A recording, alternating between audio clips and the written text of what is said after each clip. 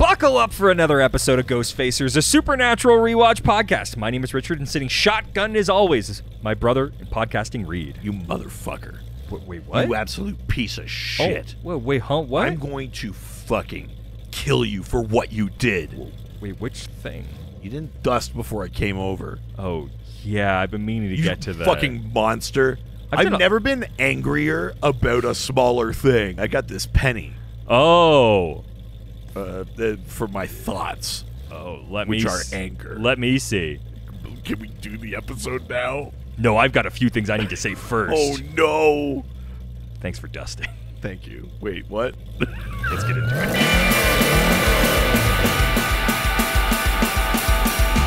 Ghost Facers! We're facing ghosts! We're others, we're not! We're ghosts! Ghost Facers! Stay in the kitchen when the kitchen gets hot! Ghost Facers! We're facing nightmare! We're facing dread! Ghost Facers! We're facing faceless! We're facing dead! Welcome to Ghost Facers. Today we're discussing Season 8, Episode number 6. Baby. Southern Comfort. Yeah, pour me one. A Southern Comfort. Yeah.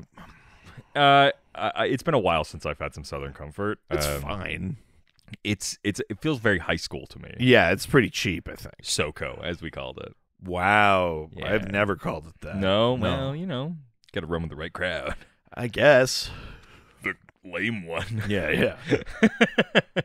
We were drinking an off-brand one. It's called Northern Discomfort. Hell yeah. Yeah. Got a bottle of Northern Awkward right here. We've got a review. Ooh, all right.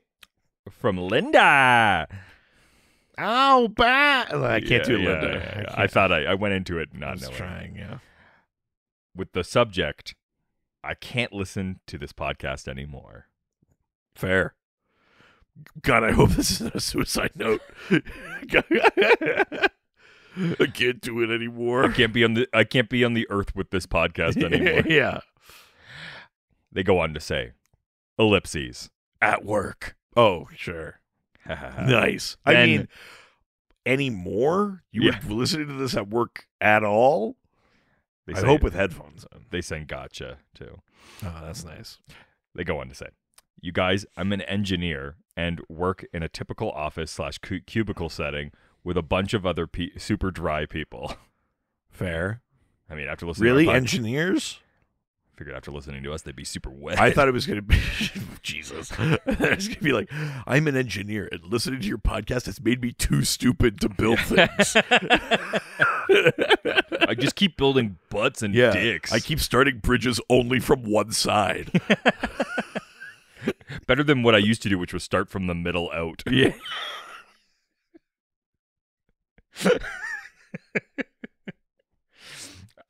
I was trying to listen to Season 6, Episode 5, and when you said, I blove you, I laughed so hard and loud, multiple people came over to me. I had to remove my headphones and turn you off, even then I couldn't stop laughing. This podcast is so good, I can't be trusted to listen to at work. You're both so funny. Oh, thank you. Just as an FYI, in an earlier episode, you talked about Mormon prophets and said Mormons don't listen to this show. Mormons definitely listen to you. Oh, no. I'm so sorry. I'm Mormon and grew up in Utah, and Supernatural was huge with most of the girls I knew. While your political views don't always align with mine, and I appreciate that you express them when it makes sense in the show, and while remaining true to yourselves and your beliefs, you don't let it capitalize on the true meaning of the podcast, which is Sam's cum gutters and Dean's everything. Yeah, the real reason for the season. Yeah. I mean, summer at least. Yeah. Thanks for doing what you do. It's great entertainment, and I'm terrified of catching up to where you are and having to wait a week for a new episode. P.S. Sandwich segment was some of the best content this show ever produced. Thank you. Yeah, this is the people have spoken. This is the rightful spinoff from Supernatural. Yeah, I'm just a full podcast of just the sandwich segment. good God. Oh, Ugh. yeah. Yeah, it's the real Chicago Mafia monster spinoff. Oh, God. We're a few seasons away from that, right? It feels like a season 11 thing. I'm not sure, though. I feel like it's there, yeah. Man, that... I remember watching that episode and being like, am I watching the wrong show? I know. And yes. And sort I of. mean, the answer was yes. Yeah. But... Well, thank you for the review. That's very nice. Thank you so much, Linda. Now I'm going to have to wildly speculate about a different religion that doesn't listen to us. Go now. Jehovah's Witnesses. Yeah, there's no way. No. We couldn't. Jehovah Witness This dick. No, couldn't land it. Couldn't figure it out. Oh, because it's... I was like, why didn't that joke work? It always works. And I was like, oh, the word's usually fitness. Yeah. Witness your mouth. Could you wrap your mouth around that? You can't do it then from not even a podcast. This episode aired November 7th, 2012. Nice. Written by Whip Boy. Adam Glass. Sorry. I didn't say whoosh. I said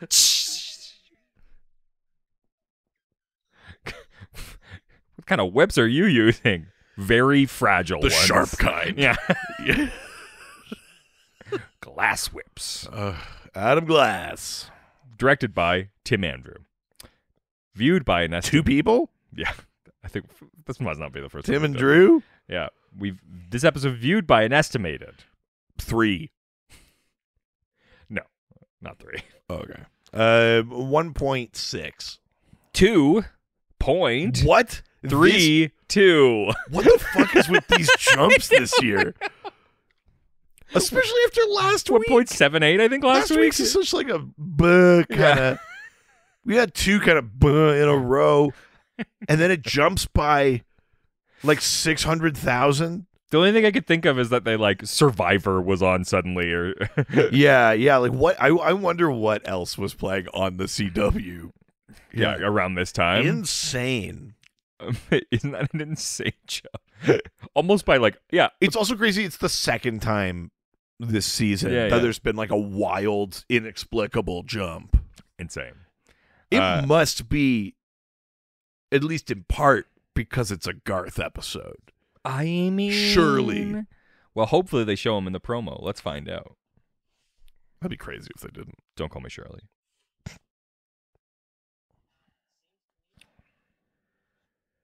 Not nearly enough Garth. In No, that promo. barely any Garth. Yeah. And yet, the results speak for themselves. Yes, you put a little Garth in there. Yeah.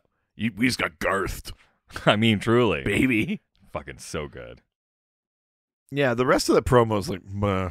Oh, great, the brothers are fighting. Yes, we've got an international title. We have, oh, I see. Yeah, a clever renaming of the segment. Yeah. International title. To keep it on its last leg. It's much like the series. There's ups and downs. Yeah. We're in a bit of a lull. We'll come back up. Will it? Yeah, I've You checked. keep promising. I've checked. I didn't give you it's a 15 season series, okay? You can't expect within a few episodes it's gonna suddenly. I know, but for seasons, we were down to only 2 countries too. all right. So. Should be happy you get anything. Fine. What's the country that we? Hungry. Okay. So it's called Southern Comfort. Yeah. Which presumably isn't a massive international export. I can't imagine it would be. It wouldn't also make sense from the title either. So in Hungary, I guess it's called it's absinthe time. Think about the other thing that Hungary does. When it's not an abstract thing. Oh, I see. Grave desecration. Broader in some way. Okay. Angry ghost. Closer. Okay. Vengeance ghost. No ghost. Angry spirit. Angry spectre. Nothing to do with the spirit. Okay. Angry brothers. No. Fuck. This is a classic Grudge match. This is a classic Hungary title. Okay. Hit me. The title. Is it racist? No. Okay. No, not in that way. Oh, okay. Not that classic. Okay, gotcha. It's just called The Curse. For fuck's sakes.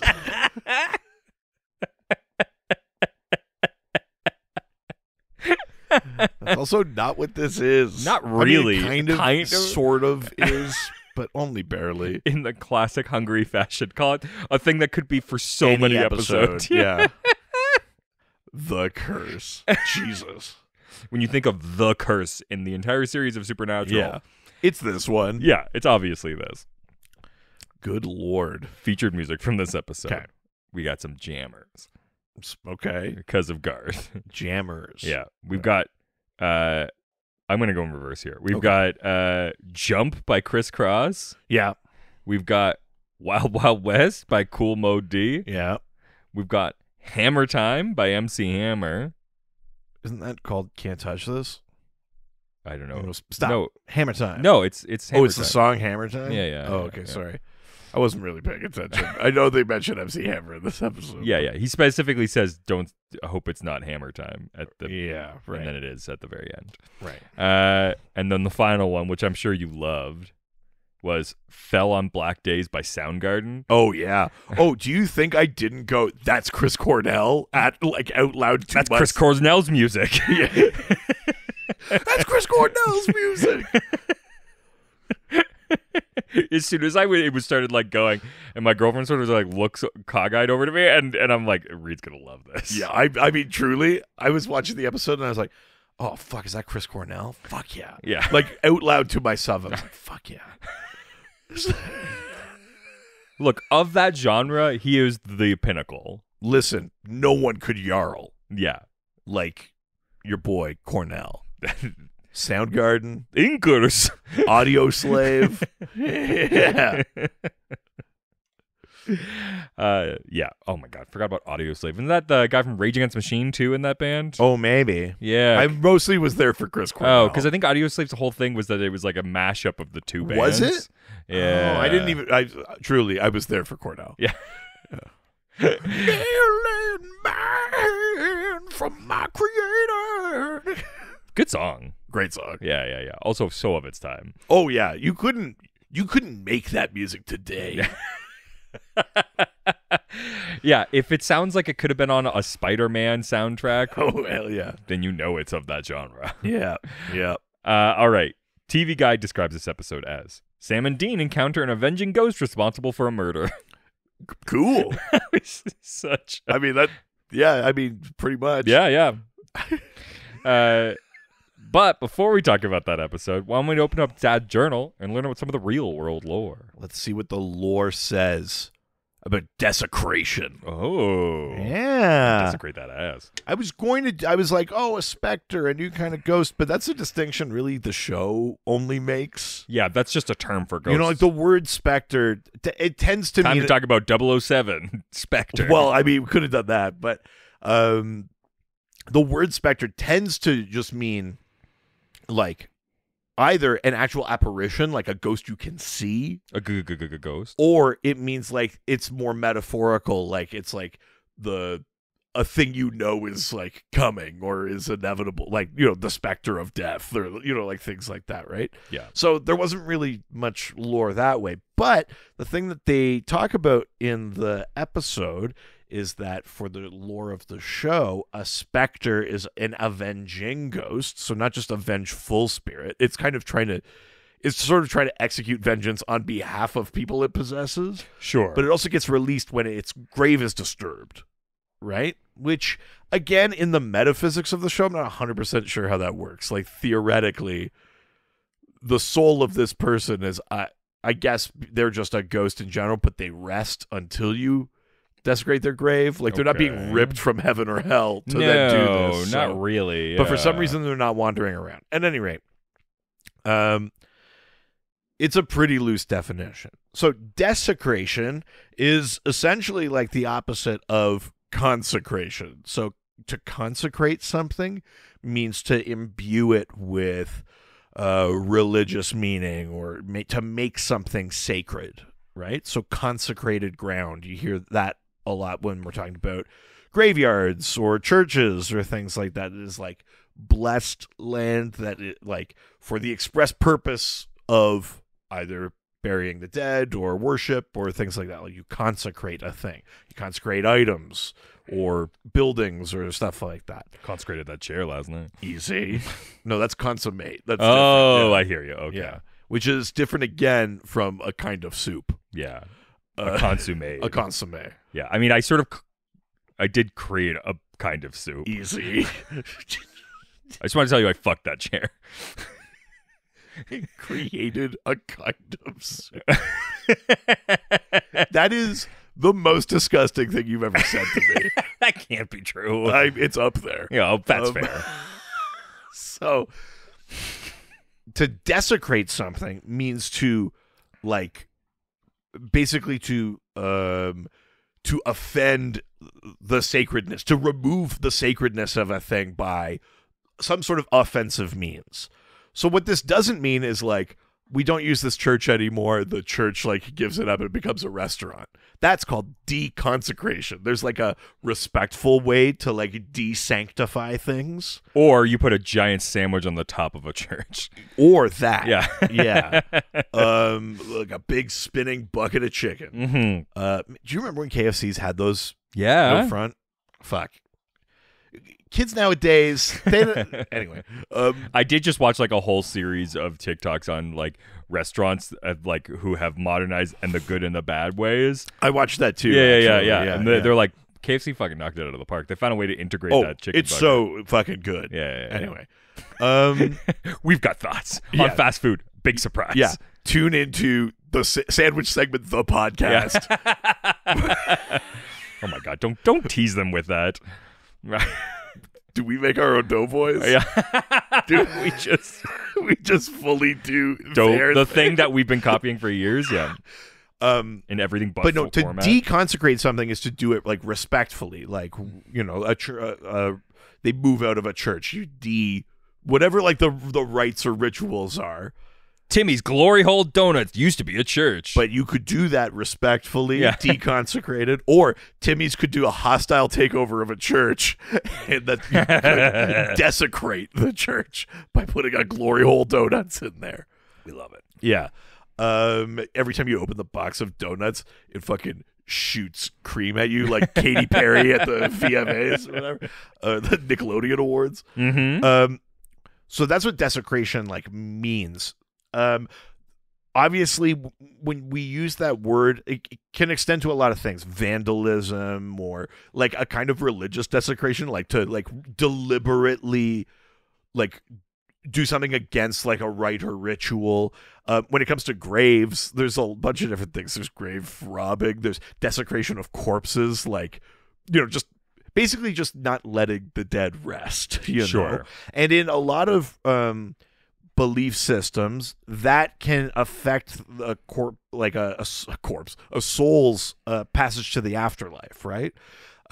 If we take for granted the idea that if you're burying a person with something, so you know, like the coins on the eyes, you know, like for the ferryman or whatever, if you go and take those coins, that's a desecration, and now theoretically that soul can't get across.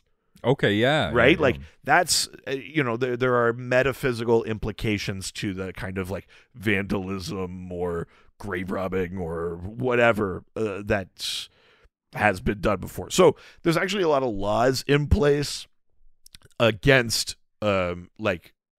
desecrating graveyards. Because of the implication. But interestingly, in a lot of jurisdictions, the crime is just desecrating the grave, not The body. the body. Oh, interesting. Like I don't So if you remember. can find a way to get that body out of there. I don't remember which jurisdictions, but like if you dug up someone's grave and took the body, you'd get charged for desecrating the grave. But Not you'd for get fucking but body. you'd get charged for that whether or not you took the body. Basically, what I'm saying is taking the body, that's not the crime. So I like the idea that It's they the show up, digging it up. and you're like, look, find me. I get it. Yeah. I can take this body, right? Yeah, but I mean, like the boys do that like weekly. Yeah. You know. Yeah. And you know, so when we talk about all those things, that can create ghosts, or it can stop spirits from passing on, and maybe they come back angry because they haven't been allowed to pass on, or things like that. There's what do they call them? Night doctors. There's like some beliefs about like how these spirits like. Oh, don't worry. I know a little bit something about night doctors. I know about running a nighttime business. Yeah, dealing with doctors and hospitals. Yeah, delivering blood. Yeah, late. You have a night doctor. You need some night blood. Yeah, and I love delivering it. Oh, back around. Fuck yeah. There used to be a thing where I can't remember where in the world, but like they would. How did fucking Grey's Anatomy never have like a spin-off called Night Doctor? I mean, because that was them sometimes. Yeah, fair. Yeah. There was a thing where for a while, like sometimes they'd reuse burial plots and that, and then it was like late in the 1700s, places like the UK or in the 1800s, places like the UK and some other countries started bringing in these like reforms where it's like, no, you can't just move cemeteries to put a road there. No, you can't just bury two bodies in one hole. Sure. No, you can't just been there. You know what I mean? Like they started adding these things. In some jurisdictions, there's like, under no circumstance ever can you exhume a thing, and in others, you know, there's like, we need to solve a crime, or we, you know, like there's kind of workarounds or whatever. But exhumation and stuff like that, you want to make sure like it's done like respectfully with consent from like the family and stuff like that, and that's not desecration, right? Sure. That is like a sort of justifiable, like a way that doesn't affect their afterlife kind of thing. If you believe in that, sure, or whatever. To desecrate it is to do what the boys do: go in the middle of the night, dig it up, burn it. I mean, truly, So, that's the epitome of desecration. So there you go. Well, it's not the epitome, but it's up there. I mean, they could fuck it. I mean, look, I've been saying, yeah, but that's not the crime. Technically. Well, I think necrophilia might be a separate crime. Tune in for next week's lore. I mean, it might be. I gotta go look something up. Yeah. I might be in a lot of trouble. Gulp? That's the sound of you fucking the corpse. No, yeah. We'll get into that after. Let's say I made a kind of soup. This quick break. And we're back from that quick break, and yeah, man, do I love soup. We finished the soup course. Yeah. Now it's time to toss a salad.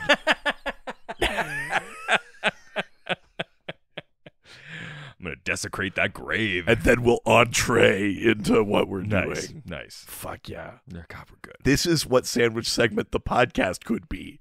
Guess we'll never know. I think.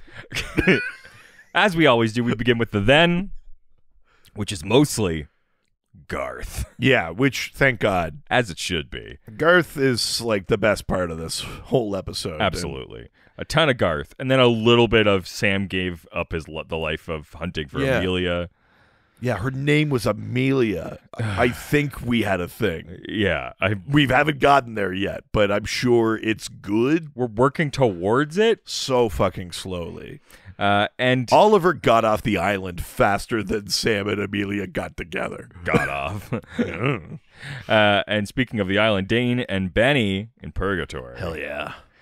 There's a true. I don't need to see Sam and Amelia in bed together.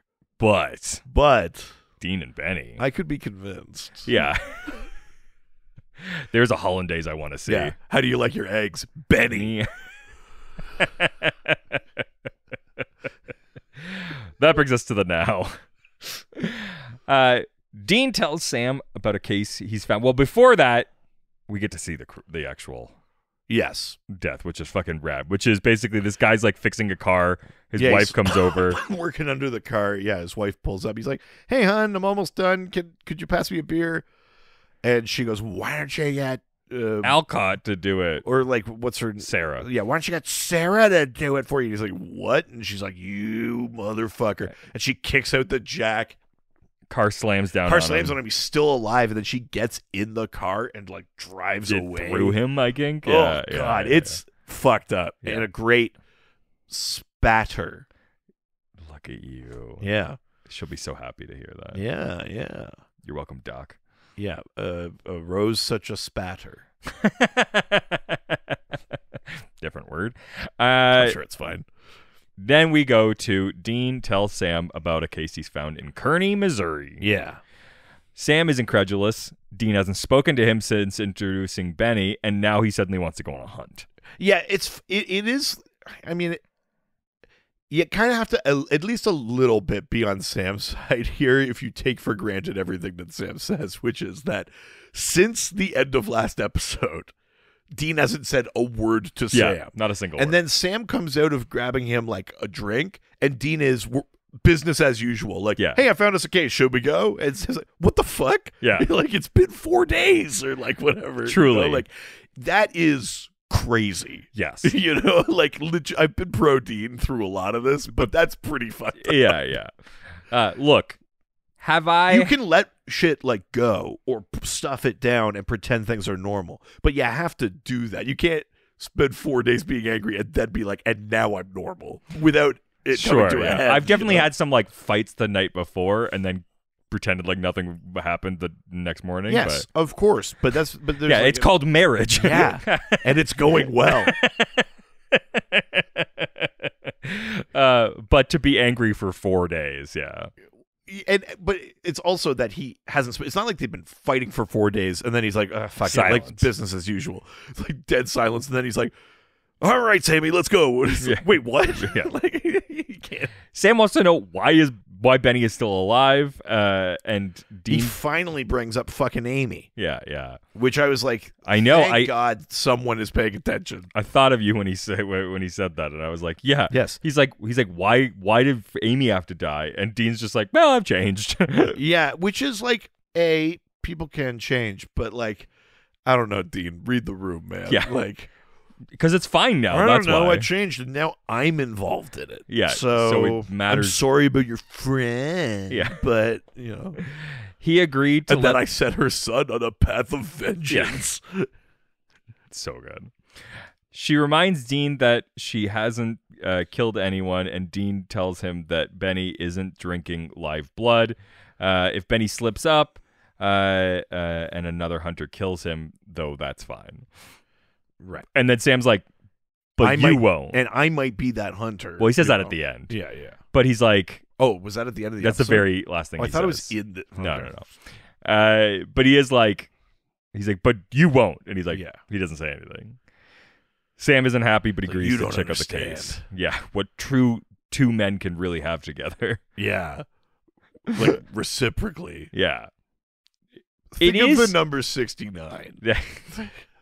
There is a moment where it does feel like the conversation they're having is just like, that happened in prison, but you don't take that into the real world. And he's like, no, I think I want to have that life outside of prison. Yeah. He's like, no. I did that in prison, and it's a different thing. You can't. That's a prison thing because you're lonely. And he's like, no, I think I'm lonely out here too. Yeah. As they arrive at the scene, Sam remarks that it doesn't seem like it's their kind of thing. He's just like, it sounds like it's a mental health thing, not like a... Yeah, he's like, she went crazy, drove away. She says she doesn't remember. That's like a fugue state kind of thing. Yeah. Like, how do we know this is a ghost? And Dean's like, well, we don't really. But also, it's a decapitation, so it's my kind of thing. Yeah. Dean is weird. Troubled. Yeah. A woman named Mary Lou went crazy and killed her husband, Chester Lou.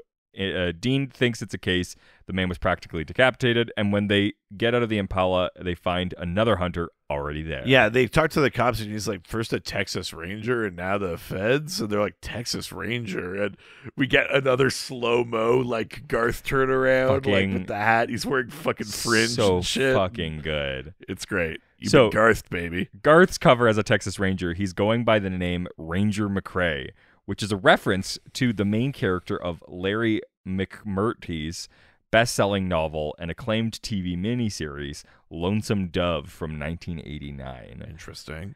Captain Augustus McCrae was a retired Texas Ranger and was played by Robert Duvall in the miniseries. Oh, that's fun. The story follows the retired Texas Rangers Gus McCrae and Captain Woodrow Call by played by Tommy Lee Jones, as they drive a herd of 2,000 head of cattle from South Texas up to northern Montana. Cool. Also, Jared became an actual Texas Ranger. Well, not an actual, No, but he became a TV Texas became Ranger. the. He's Cordell Walker, Yeah, baby. that's right. Yeah, I love that the first thing they say to Garth is like, "We're in Missouri. Why are you a Texas Ranger?" Which is very funny. Which is great. And he's just like, because I look like a funeral director when I'm dressed in a suit. And they're like, well, that's fair. Yeah, you would look like that. Yeah. Then his cell phone rings, and a row of different cell phones can be seen in the inner pockets of his jacket. Yeah, he gives some advice to a hunter or whatever about How to kill a revenant. Yeah. And then he's like, kill the giant bear and then survive. Yeah, and then he hangs up, and Sam's like, "Are you the new Bobby?" And Garth goes like, "You guys were AWOL for a year, so someone had to step up." Yeah, which is funny, right? Because it'd be like, oh yeah, there is a hierarchy, and like Bobby was not just for them. Yeah, Yeah, totally. Well, I like that evolved over time. Like the first couple times we saw Bobby, he was just like the old coot they knew. And then eventually they realized that it's like, oh, he's an old coot for everybody. We saw all the phones and the labels, and there was a whole infrastructure for hunting that he had set up. Yeah.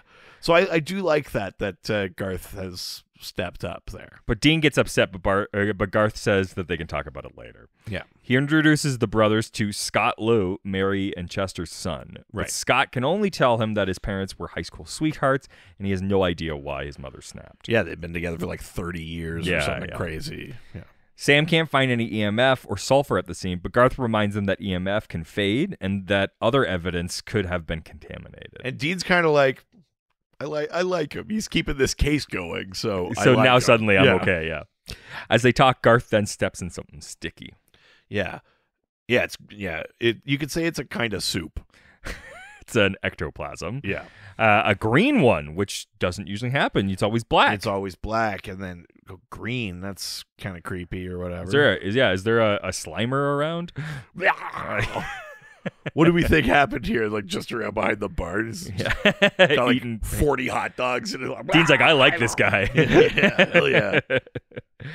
After taking a quick taste, Garth confirms. Yeah, that's ectoplasm. It's just awful. Yeah. He then gets a call from the coroner who tells him that the word Alcott was carved into Chester's chest by like fingernails. Yeah, they don't call him Chester for nothing. Jesus. Apparently by Mary's fingernails. Yes. So they go to question Mary at the hospital, and she tells them that she was at the store last night, and then she had lost time. She remembers being full of rage, but not much else. Yeah, and then they start asking about the name Alcott, and she goes like, Alcott? Like, why her? Yeah, and we learn that it's like a person that Chester had gone to prom with and 30 years ago when they had like an on again, off again because they're high school sweethearts, right? And then she says some line that I really like where she's like, she had like one night with him. I had 30 years. Why would I kill him over that? Yeah. Like, and she's very obviously, like, there's no reason to doubt her. She very obviously doesn't remember what happened or whatever. All of the guys are like, I'm sorry, but like, what else can you tell us? Any like cold spots or, like they're she's doing like, all that kind of shit. And so they're like, okay, the next step is we got to talk to Sarah Alcott. But before they do, they stop for lunch. Yeah. Garth asks Dean where he's been the last year, and he tells him he's been in purgatory. Yeah. When Dean tells Garth that he's been in purgatory, Garth asks, like, purgatory? Then Dean responds, no, the one in Miami. Which Garth then responds, that's balls. Partly why that's funny is that the purgatory in Miami is a gay strip club. Hell yeah. So it is balls. Yeah, which kind of is. It's a bit of a good joke. Yeah, Dean's like, that's not how you say balls. You're not Bobby. I miss my dad. I mean Bobby. Yeah. And then Garth's like, so how'd you get out? And Dean's like, that's for a future episode. Yeah. So how did you get into hunting? And so they find out that Garth was a dentist before he became a hunter. Yeah. And his first kill was the tooth fairy. Yeah, which is so funny. He has like a real moment too. They're like, hey, let me guess, it was the tooth fairy. It's like, it's not my proudest moment, man, but it had to happen. And he like looks like he has PTSD from it. It's crazy. It's really funny. Meanwhile, Scott stops to get a coffee at a market. He grabs some cash from his mom's purse and heads inside, Yeah. where he runs into an old friend named Jeff, who gives him his condolences and offers his help. Scott mentions some money that Jeff owes him, and green ectoplasm starts leaking from his ear. Yeah. And like even before he went in, he's like on the phone, I guess with his partner or whatever. He's like, "Ugh, fuck, Jeff's here." And then, yeah, when he goes in and he's got the ectoplasm, then he like scalds him with hot coffee. And then he takes a shovel and just fucking like It's pretty brutal. yeah, It's because it's not blunt force. He's using the spade. Yeah. Yeah. After the attack, Scott sees himself in the mirror, and the visage of an old Civil War soldier flickering over his reflection can be seen. Yeah. Sam, Dean, and Garth arrive on the scene, and Garth is now wearing an old baseball hat. When Dean realizes it was Bobby's, he snatches it off of Garth's head and said that he's wearing it wrong. Because it's like slightly tilted to the side. Yeah. It's like the way you wear your flat brims. That's more just because of the size of my head versus the size of the hat. It's the best way it fits. Yeah. You also have a weirdly shaped head. Yeah. Fuck you. They learned from I the also give weirdly shaped head. Oh my God. Weirdly shaped? Like, is that like the direction that you do it? Trade secret. He said, why are you going side to side? I'll never tell. It's weirdly shaped head. Yeah. They learned from the sheriff that How's Scott your head? Weirdly weirdly shaped. shaved. But I've never had any complaints. Yeah. Did I send you the hamster? They're like, I'm shy. It's like hamster like drinking from one of those little like water things. Oh, no, sorry. Yeah. I sent that to my girlfriend. She was not pleased. Wow. They learned from the sheriff that Scott doesn't remember much except for white hot rage, and his face is obscured by a strange glitch on the market's security footage. Yeah. He also wrote the word Sussex in Jeff's blood. Yeah, on like the cooler in the convenience Yeah. store or whatever. So they decide to split up. Sam will question Sarah Alcott, and Dean and Garth will research Sussex. Yeah. Sam learns from Sarah that... Sarah Alcott, she seems like a total man-eater, by the way. Oh my God, yeah. Fucking, She's got that like rich divorcee Yeah. kind of like... yeah, chew me up and spit me out, She's Sarah. got some strong cougar energy that I'm vibing with. I'm absolutely here for it. Yeah. Sam learns from Sarah that though she and Chester had sex on prom night, nothing else came from it, and he married Mary basically a week after. The only thing that came from it was Chester Yeah. once. But not me. Mary never really got over Chester's indiscretion, though. As he's leaving Sarah's house, Sam remembers a moment with Amelia. Yeah, this is such a weird, like, I remember when I had sex last. truly, it was like the air conditioner thing from Yeah. last episode, or the ice machine. Where like, Sex. I can think of a time when Ice I had machine. sex. Huh. And this was like the first time that he had sex with Amelia, and she tells him all about her dead husband. But here's my... I think the way that this flashback plays out is that this is the same day that the dog ran in.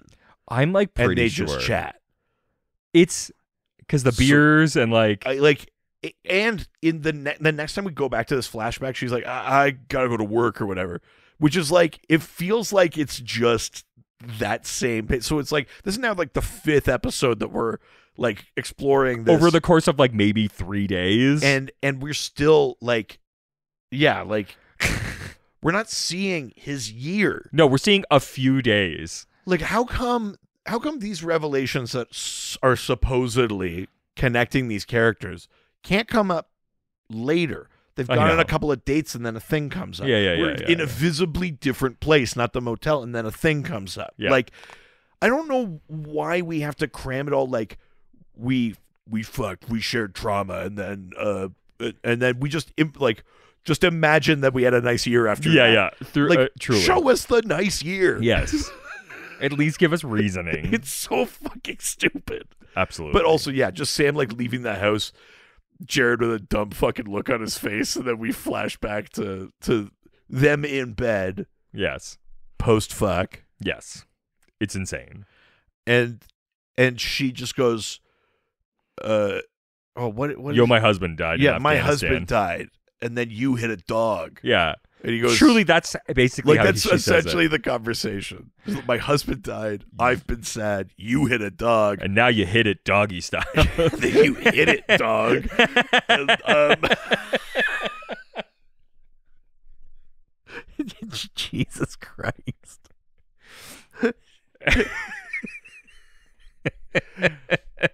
yeah, let's just say you're good at Hitting things doggy. Jesus. Dean and Garth are now researching.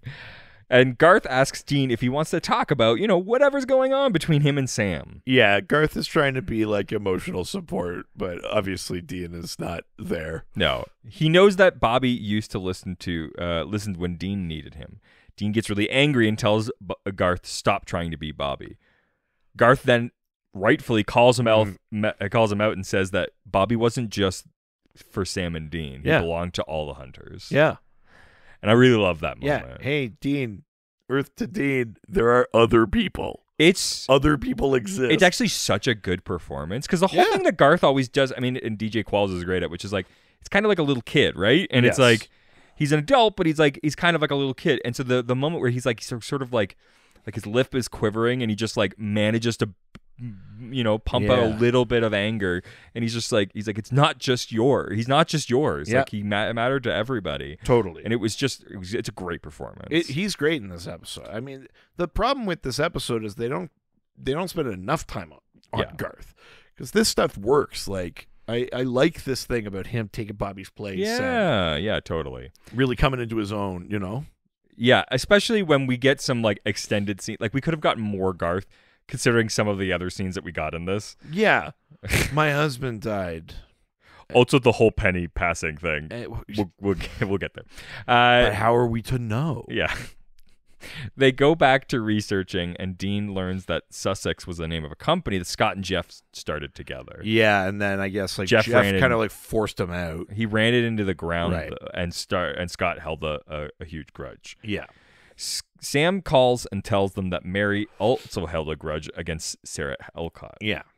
And he goes, so it's bitterness? Yeah. Well, Garth has been looking through one of Bobby's notebooks and finds a reference to green ectoplasm being dealing with a spectre, which is a ghost that possesses people and forces them to act on whatever betrayals they're feeling. Yes.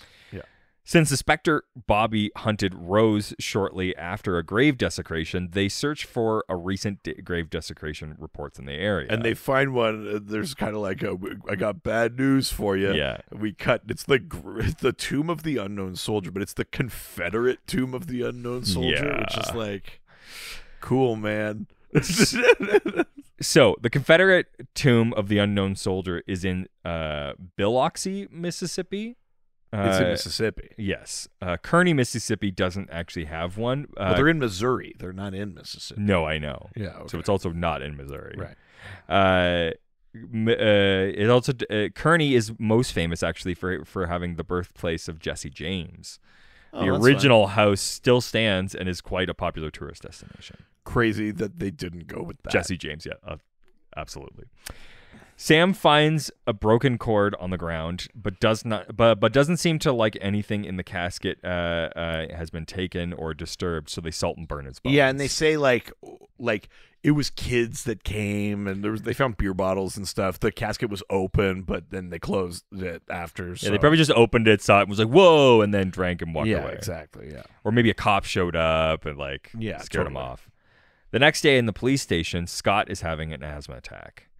Deputy Doug Wallace goes to get Scott's inhaler from his personal effects in the evidence locker, but after touching Scott's things, he suddenly becomes also possessed and picks up a shotgun instead. Yeah, and he walks into the sheriff's office. The sheriff had just been like, "Can you do this paperwork or whatever?" And he comes in and goes, "Do your own paperwork, Dale," or like whatever the fuck. I do love that that's his most recent betrayal. It's like the biggest and most recent. It is like. I get the economy of the storytelling where we start a thing at the beginning of the scene and then we and maybe pay it it's off also at the like end of the it's a scene. habit, like he's constantly just getting him to do all this. And paperwork. I think we're meant to imply this sheriff is always pawning shit off because he kind of like gives a sigh and like I think we're meant to imagine this is a constant, kind of repeated. But it is kind of very thing. funny to. But on the One's scale 30 years and one is a few minutes it's ago. I love this episode from the perspective of the Spectre, which is just like, man, like you people like You're just so you petty. just get along. No, it's like Oh. get along so well. I had to dig 3 decades deep to find something. In Sure, this fucking, yeah. you know, like they're going to me like, you once. Well, I mean, truly, it's like, why did you call me out in my men's rec league baseball game? It's So like funny. one of them in this Yes. episode. Like it's like this is a town full of people that have no grudges. This Truly. ghost has to be like, there's got to be something in here I could use. It's like digging through memories. We're in and shit. we're in like Missouri. Come on. Yeah. Oh, one time they were out of mustard at the restaurant. Yeah. They're like, I guess. Yeah. I love that this Spectre is like, Jesus, you woke me up for this. Truly. And all these people are like, that I didn't really care about that. Like I like thinking of that perspective for this that's episode. very funny. Afterwards at the scene, Dean notices green ectoplasm on the sheriff's desks, Yeah. and Sam says that teenagers must have removed something from the casket that the Spectre is attaching itself to. Right. They need to find an object and whoever has it now. So they question Deputy Doug. He tells them that after the shooting, Deputy Carl Henry tackled him to the ground and took his gun and said that he was going to the hospital. Yeah, so they're like, fuck, and they Yeah. got to go to the hospital or whatever. Dean tells Sam and Garth to find out what they can about the unknown soldier while he goes to the hospital. Yeah. At the library, Garth tells Sam that, he's available if Sam wants to talk about You need anything. to talk, yeah. It seems like he and Sam's like, Dean... you wouldn't understand. I had a life. Yeah. Diddle-doo, diddle-doo. Oh, my God. I mean, that is where this happens, right? Yes. Yeah. I mean, that's essentially like Sam's just like, yeah, cool. Diddle-doo, diddle-doo, diddle-doo. After they had sex for the first time, she goes, It's I'm just leaving. like the next morning now, and she goes, yeah, I said a bunch of stuff last night. Anyway, I'm leaving, and Don't pity me. don't pity me. And he's like, I don't. And she's like, that's pity. And he's like, that's okay. What? And then, and we goes, okay, so hang on. So we still don't even like each other. Yeah. We're 5 episodes into flashbacks. We still don't like each other. Yeah, but we're only like 2 days into our experience with each other. Oh, God. What What a long fucking road. We're just dragging this shit out. But he's broken out of this She's memory. not even that, like, She's not hot enough to be well, so shitty. I mean, I think she's plenty hot. She's not interesting. It's the thing I said last week, which is Sam is going to be like, I left hunting behind, and I had a life. You expect, like the thing I was saying about Benny's. Sure. Last episode, the Benny monologue did this idea better than this has ever been. Yeah. Where he's like, she showed me that life was worth living. And you expect that to be a person that's like we went to symphonies. She showed me art. I really tasted food. I took my time. I went Or- for walks. I fed the ducks. You expect it to be like someone who's a real live life to the fullest, seize Sure. the moment kind of person. But then last episode, Benny's socialite person is not that, turns out. And Amelia is not that, turns out. So you go, so then why are we doing this? Like Sam's year is like, I had a normal life and it was brutal because this relationship was fucking hard. If it was his first girlfriend, I get it. Yeah, fine. I could leave all lives. I don't think Amelia's not hot. I don't think like you can ignore the lack of like warmth in her personality though, right? Like she is an aggressively prickly person and Sure. not in the sexy way. So he's broken out of this memory by Garth, who calls him inside. From the library, they learn that the unknown soldier may be Vance Collins, a Confederate soldier who was killed by his brother, a Union soldier. Yeah. Now by contrast, this librarian, I'd leave my life for her. I mean, my God. So Private Vance, the unknown Confederate soldier, was shown carrying an Army Colt revolver and was buried with it. Most revolvers and repeating rifles were used by officers, and even then, officers with the Union typically. Soldiers had to supply their own firearms and mostly enlisted on both sides, but especially the Confederacy could only afford a single-shot musket. Most did not carry a pistol, and when they did, it was a single shot. Typically, the only time a Confederate soldier had something like a Henry repeating rifle or a Colt revolver was when they took it off a Union officer that was killed in action. Right. According to legend, he swore vengeance with his dying breath. In an old photograph, Sam notices that Vance is wearing a necklace with a pendant. The librarian, gulp, tells him that some soldiers wore a copper penny around their necks for luck. And Sam's like, so we got to find a fucking penny? He's like, I must be wearing a penny right now. Easy. Sam calls Dean and leaves a message. There was a broken string at the tomb, and they're looking for a penny that was on it. Meanwhile, Dean intercepts Carl before he can kill a man who called him out during a baseball Yeah, game. so this guy's like a nurse, but apparently he was an ump during like a men's rec league baseball game. Again, this Spectre is just like, I don't know, I guess this. Yeah. You You realize my brother and I fought on different sides of a civil war? Yeah. And then I wake up and I got to deal with, like, what is baseball? Yeah. Did they not have baseball? I think baseball's a like late 1800s sort of thing. Oh, okay. I mean, there might have been some sort of progenitor to baseball around the Civil War, but I think My brother I think the Civil War's a few decades off of baseball. My brother and I killed each other playing stick hoop. Yeah. So trust me, I understand the sting of sport betrayal. Yeah. Dean punches Carl, but Carl quickly gets the better of him. He tells Dean that the Spectre likes him, which I hate this because that means like either the ghost or the guy knew what a Spectre was. That line makes zero sense. The guy says the Spectre likes you, so why would the Spectre call himself the Spectre? Yes. First of all. And that's it it should be the Spectre talking. Yes, it's like I like you. It should be I like you. So that line, zero sense. Okay, you and actually- if it was you the, have and if it was actual the other guy, betrayal. he's like, oh, there's definitely a Spectre in Yeah, there. yeah. Not a ghost. A Spectre. Spectre. Yeah. But I may have gotten out at second, but I know what a Spectre Yeah. is. I'm not an idiot. Ump. Call you an instead of an ump. I think that, I mean, the Spectre getting a taste of Dean, I mean, I get it. Like, I the amount of, like, betrayal there, he's probably like, I like "Oh, that, especially in this town full of fucking no betrayal. like zero conflict. Yeah. I like the idea of, but like that line doesn't make sense. It should be like, "Oh, I'd like you," or something like he should try to pass. The, you know, yeah. When he does, well, he does, but like he should say it like that. But it goes, "The Spectre likes you." You go like, what? Like, what perspective is this? But he does put the penny in Dean's Yes. hand. Sam and Garth get back to the hotel room to find Dean sitting calmly on his bed, not answering his cell phone. Yeah. And Sam's like, what the fuck's going on? Like, and Dean's got green ectoplasm leaking from his ear and aims his gun at Sam. Yeah. Now, here, Dean has some legitimate feelings of betrayal. Absolutely. You didn't search for me. You should have saved me. I was gone for a year. I was in fucking purgatory. You just gave up. You weren't hunting. You didn't even look for me. Blah, blah, blah, blah, blah. We're supposed to be brothers. This is when we You never wanted to be a hunter. Blah, blah, blah, blah, blah. This is when we see the most pointless like scene of shots of right. the- We because Dean's still holding the gun. So then we cut away for Yeah. commercial. And when we come back, we get a montage 3 days ago. And it's the kids partying in the tomb. And one of them grabs a penny. And Yeah. then he pays for that kid didn't hurt anyone. took it. So right away, the penny doesn't do anything. And then he pays Well, they for address that something. later, but Do they? yeah, they do. Oh, do they? Okay. Because because Dean even says to when he's talking to Garth, he's like, why you? He's like, the teen I get, he's new, he's I experienced." see. Okay, right.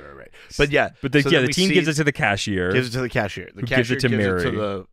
to Mary, and then, but then we have to watch it happen again. Like we already saw, Oh, I know. but although the episode does make it look like it's the inhaler, yes, which like I gave him credit for that.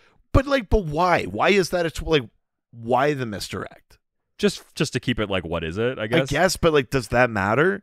Like, I think it's a surprise. I As don't mind a reveal. as a slight tangent to this, I think in modern TV and movies, we've confused the idea of what is like dramatically interesting a little bit. Sure. What's interesting I mean, sometimes we want, as the audience, the surprise or the twist. But not everything has to be a surprise or a twist. It only has to be a surprise or a twist to the people in the show. Sure. Like, there is dramatic tension behind us having information they don't. Sure, yeah. So, like, in this case, like, why misdirect us that it's the inhaler? It doesn't, guess, just, like, yeah. who gives a shit? I Like, guess. just show us the penny, and then when they finally find out, you go, yeah, of course it was the penny. Like, now fucking hurry up. The guy's on the way to the hospital. Like, Sure.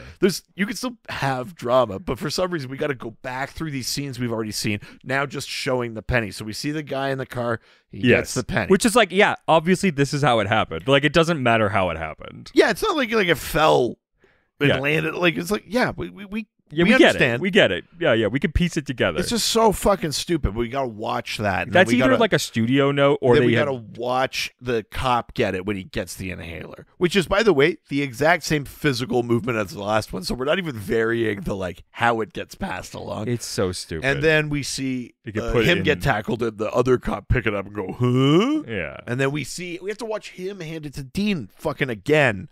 it's so pointless. Again, this is an episode. It's like we've already done 2 Sam flashbacks and they fucking suck, but we are like 2 minutes short on And- this episode. And you've got, Can we just like show the same scenes again? but also you've got Garth.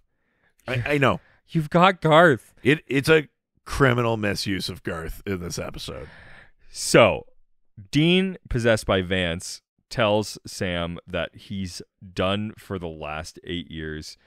All he's done for the last 8 years is deceive him, which is true. I mean, kind of. I mean, Sam's a piece of shit.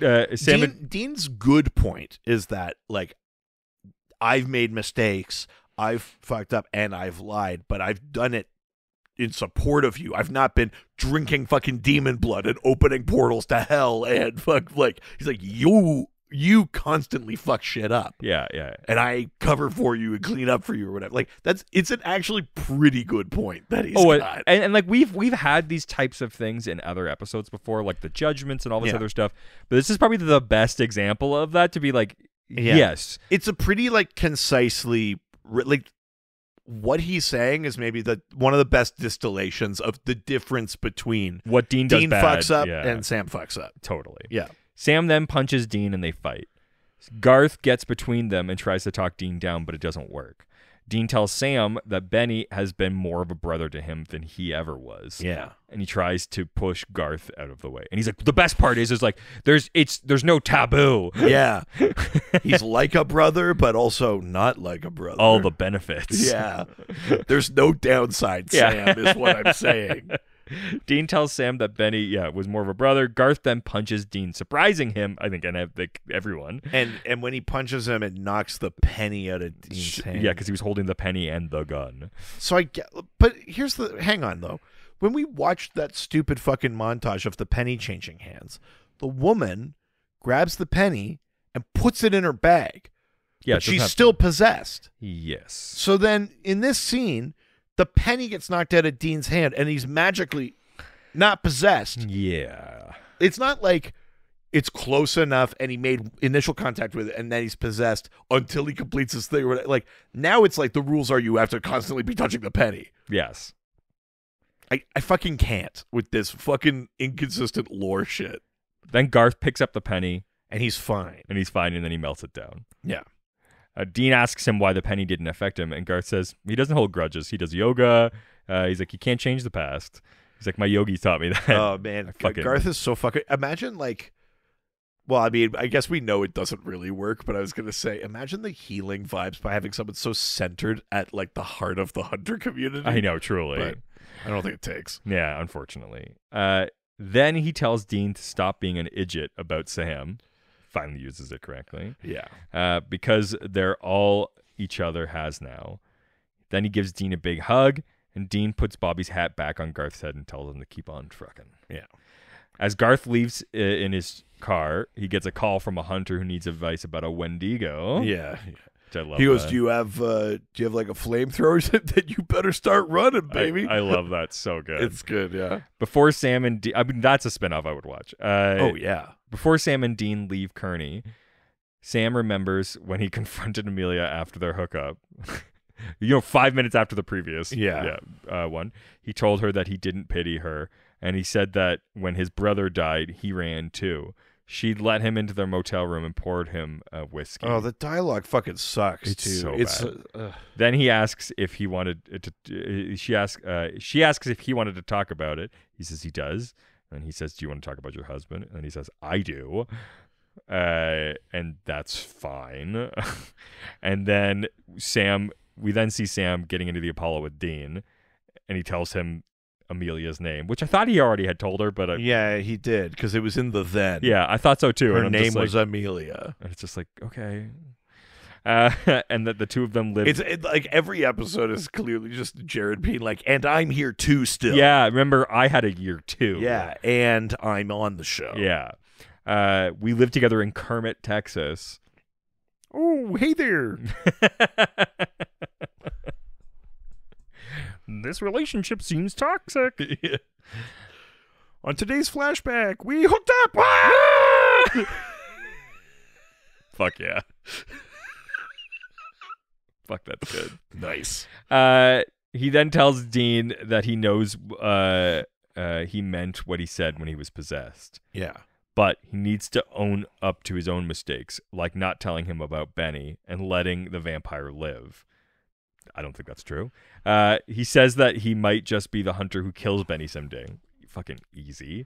And Dean says they'll cross that bridge when they get to it. And Sam says, you keep saying that. Yeah. Jesus. It might be the most angry Sam's been at the end of an episode like this. Like, Yeah. actively, like... And there's pieces of it, I think, that are justified. But also, Sam just fucking gave up. Yeah. Because, again, we're 5 flashbacks in, and it's been 3 days, and he was like, yeah, I don't need to look for my brother. Truly. Insane. Yeah. Insane. Yeah. And there's been no explanation yet. Yeah. Of, like, any real explanation. He's Yeah. just, like... It's so fucking crazy. But that's the end of the episode. And we'll discuss our thoughts on it after this quick break. And we're back. Time to talk about what we thought about this episode. I think we have a slight idea.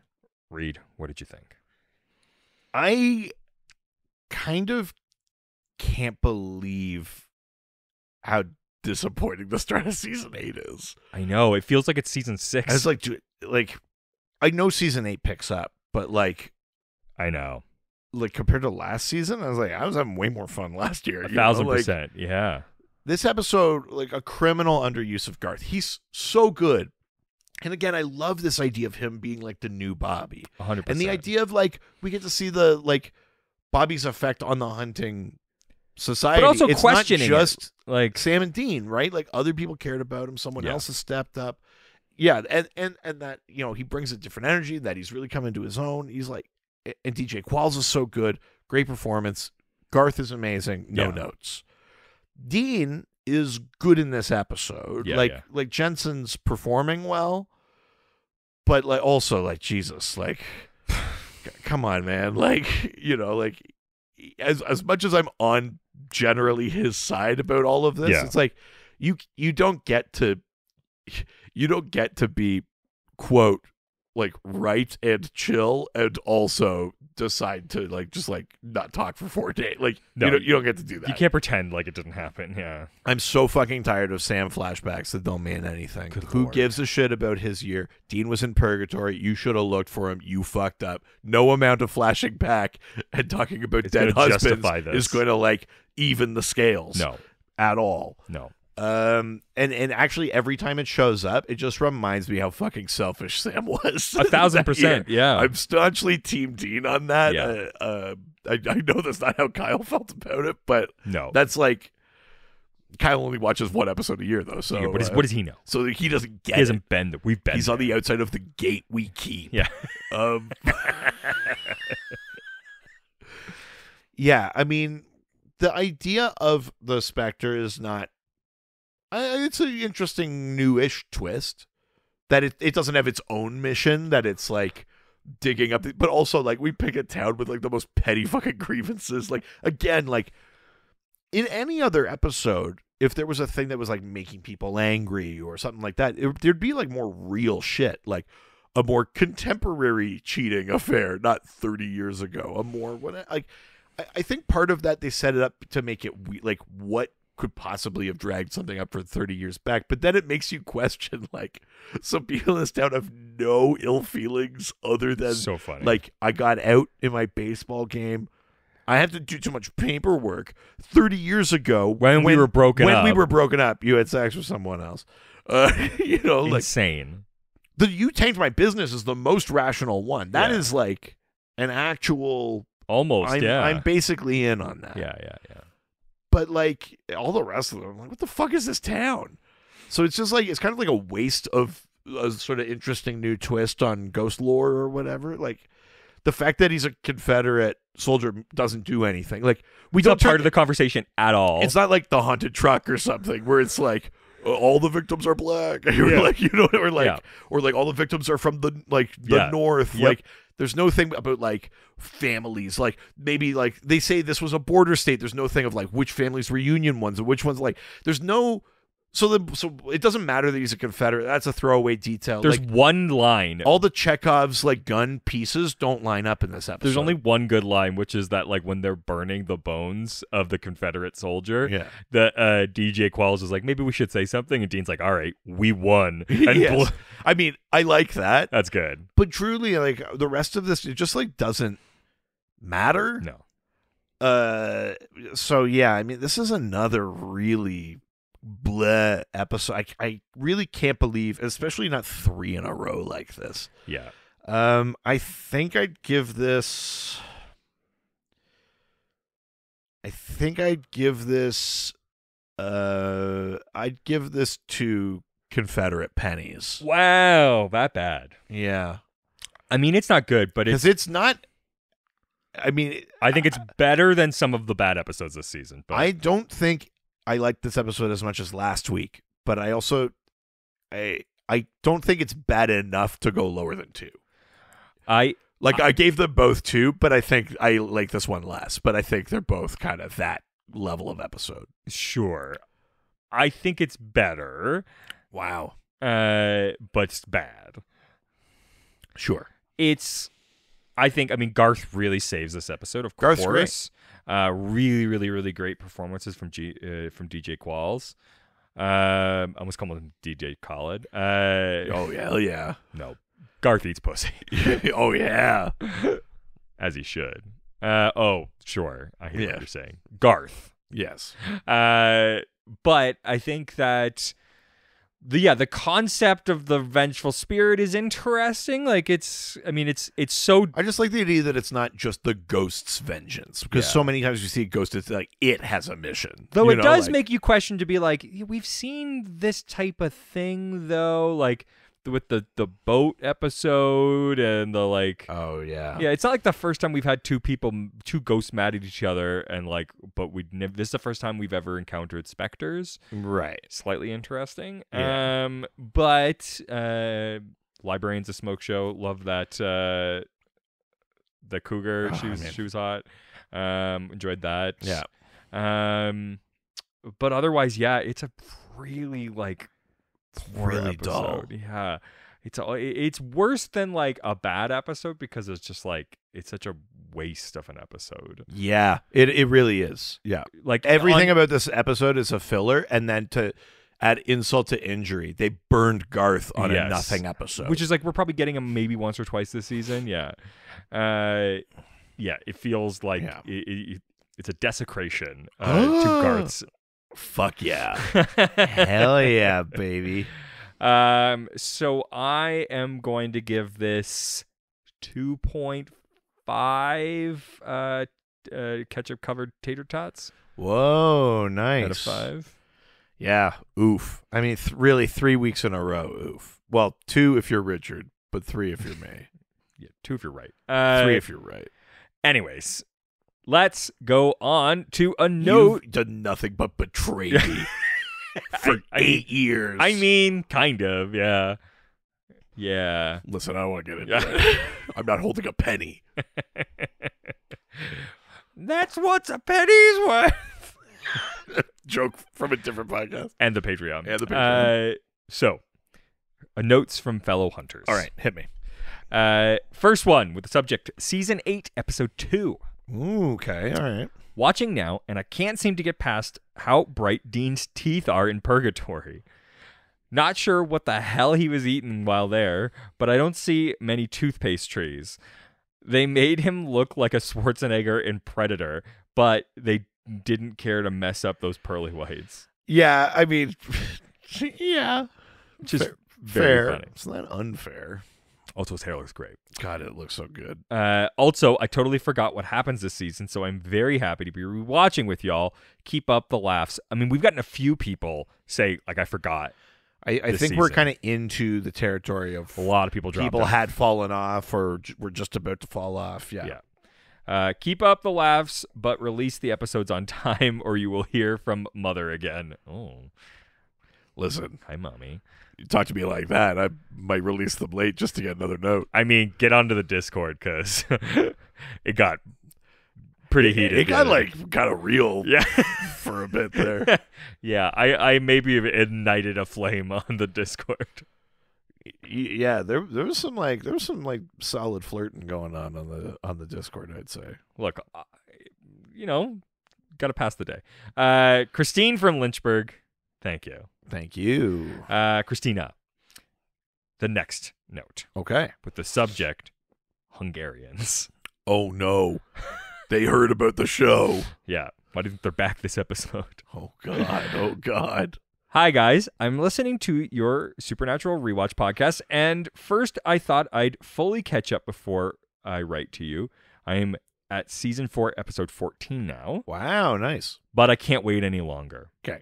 So, I just want to offer my help with the Hungarian titles, if/when you need it. Okay. True, sometimes even I, a native Hungarian, can just stand there confused, but a lot of times they make some kind of sense, at least to Hungarians. Yes, I assume that it's a translation thing. Yeah. Of course. Of course, if it is funnier without that explanation, it is. You are no longer doing the international titles, or you've already acquired a Hungarian to do the explaining. Please ignore this email. I mean, that's a fun service. I love that service. I like that. Please provide that. I would love them to explain that really racist one. Yeah, maybe. Which I guess didn't really need explaining because that was like the title of the book, right? Sure. Explain why that book was made. Yeah. Had uh, nothing to do with Hungary. Carry on from Barb. Oh, Barb from Hungary. Thank you. Barb. Barbary. Well, no, that's different geographically. Barbenheimer. The Barbary Coast is like North Africa. Sure. You sound like an idiot right now. Right now? Well, if you want to have more either really sexually high tension conversations or talk about how dumb I am, you can do so on our Discord. yeah, go to patreon.com/ghostfacers, and for only $1 a month, you can join Angel Radio, our amazing community Discord server. Talk about like a kind of soup you like. Get to know some other people. We're chat about the show, chat about Supernatural, chat about Walker, I guess, maybe. It helps us support us. Also, if you have a note about a past or future episode like Barb and Christina, well, you can do so through sending us an email at ghostfacerspodcast@gmail.com or through our various social media platforms. We're at GhostfacersPod on Facebook and Instagram. If you want to get your I possessed this entire town and all I got was these minor indiscretions. Grievances, T-shirt. Oh, that's a good T-shirt. With an inexplicable Confederate ghost on it. Just the flag. Property of No Confrontation, Missouri. You can buy that at our ghostfacerspodcaststore.com. Also, why is the episode called Southern Comfort? It wasn't a bottle of whiskey. It wasn't like a, you know what I mean? It was not about comfort in the South. It's barely South. Yes, I mean, true. It's on the precipice of the North. It's Missouri, and they were like, it was a border state. This is barely South. Call it frontier land. Just fucking this goddamn Or episode. talk about Jesse James. This episode you know what? I'm going to come out and say it. I think Easy. Hungary was right In which part? about this. Oh, okay. They should just call it the curse. Yeah. It's a cursed episode. Okay. Yeah. We're going to find out what that really means next week. I also think they're right about. Oh, no. If you want more stuff like this, listen to our other podcast, Dr. DC. The Dr. DC podcast, we talk about DC Comics and superheroes. We answer listener questions. If you like the way we talk about lore and metaphysics and things like that, you might like the way that we talk about superpowers and comic books and things like that over there. Oh, that's right. Oh, sniggity. Say goodbye, bitch. Oh, jerk.